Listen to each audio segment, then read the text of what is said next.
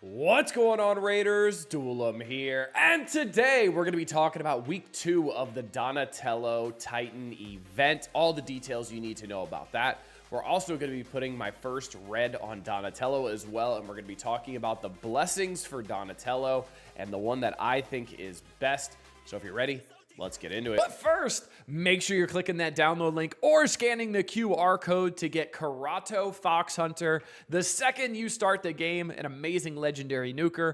At level 10, you're going to be getting Tagore, an amazing epic support character. At level 20, you're going to be getting Fane, who's got some incredible turn meter steal, as well as some pretty crazy damage. And then at level 30, you're going to be getting Vergus, who's a defense-based champion, to help keep your other characters alive. And then this is super important, day number 1 within the first 24 hours of making your Raid Shadow Legends account, type in promo code Monkey King to get Sun Wukong, one of the best free legendaries they have ever given. And if you're on iOS, make sure you're clicking a different link in the description to type in any promo code. All right, let's get right into it. We are going to go straight over to the Soul Merchant here, and we're going to go and awaken Donatello here. So I can put an awaken on Donatello. I do have his 1 red. I am pretty close to getting the 3 red already as well. I am a perfect 490 for 490 so far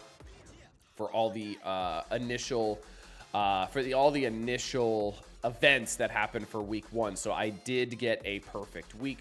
So the blessing I'm going to recommend for Donatello is going to be Cruelty.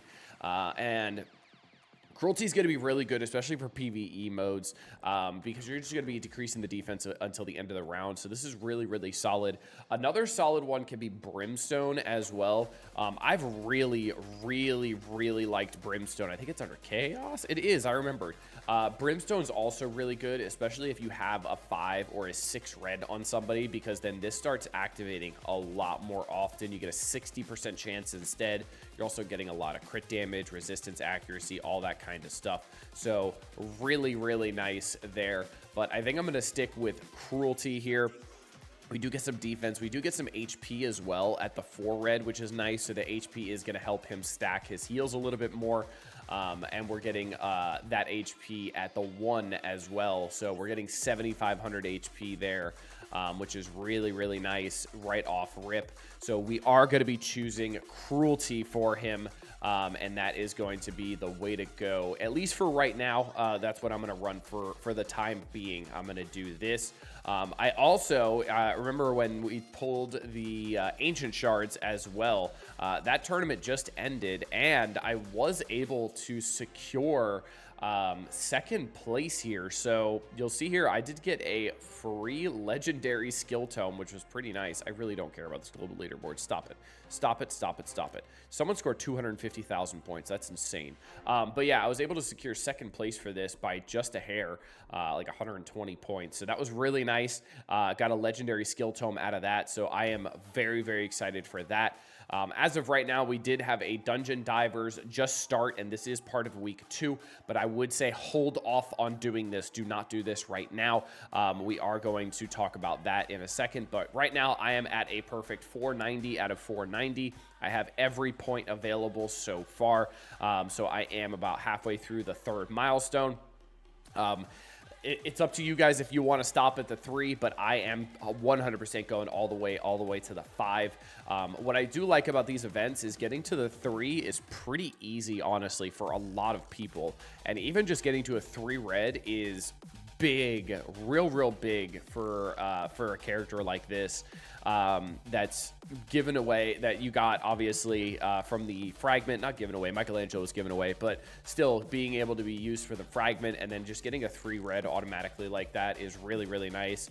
The 5 red is a lot tougher to get. I mean, you see the point differential, it goes from 600 to 1,500, so it's almost 3 times the effort, 3 times the points. So let's get into what we need to do for week number 2 to continue on with this. So right now it is Monday, September 8th, right? So right now we do have the Dragon Tournament is ending tomorrow. Classic Arena is running for 2 more days, and like I said, the Dungeon Divers event just started. So what we're also going to have start running is the Sand Devils, but that's not part of the Smart Fella event. So you don't have to worry about that unless you do want to do Sand Devil Turn Attack. You can do that, right? So starting tomorrow, we do have Fire Knight Turn Attack. So I would say hold off on the Dungeon Divers until the Fire Knight starts, so you can double dip with that. Now it is turn attack, so make sure you're doing the highest difficulty that you can do, or the lowest difficulty in each tier, because it does by difficulty. So it's like 21 through 25. But if you're on like difficulty 24, you might as well drop down to difficulty 21, get a little bit faster, get more points, right? So make sure you're waiting on that. And then we also have Shredder's starting Shredder's Wrath tournament again on the 10th as well, which is at the tail end of that Dungeon Divers. So not only do you have Fire Knight, you also have Shredders to use for that Dungeon Divers. So you can sit there and you can kind of min-max. You could double dip 2 days in a row, which I think is absolutely awesome. Then we have 3 events starting on the 11th, but only 2 of them are going to be something that you need to focus on. So if we move over here to the 11th, so we have Spider Tournament, we have Champion Training Tournament, and Gear Enhancement Event. So that Gear Enhancement Event is going to be part of a part of that gear that you can upgrade from getting from Shredders or from Fire Knight. And then we've got that going. So now we have Spider Tournament, but the problem is Spider Tournament will overlap with the Dungeon Divers that starts on the 13th. So my advice would be hold off on Spider. Just wait until the 13th to do that. Then on the 14th, you'll see Dragon overlaps with the end of that Dungeon Diver. So you could do Dragon as well. So another double dip, so you can and that one's Dragon Turn Attack as well, so make sure you're doing the lower difficulties on that one to make it a little bit better for you. Now you've got Spider overlapping the 13th and the 14th with Dungeon Divers, and then Dragon overlapping on the 14th with Dungeon Divers as well.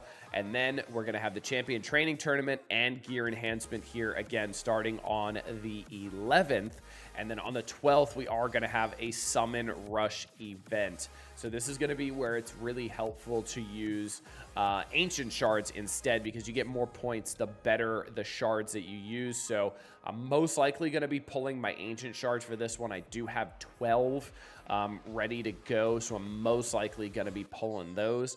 But I'm not entirely sure. I may actually skip out on it if I can, but I think it's going to be a 200-point event, so I might end up skipping out on some other things in week 3 to make sure I'm maximizing week 2 as well, so that I have full control over week 3 on what I want to skip and what I don't want to skip. So I think I might end up doing that.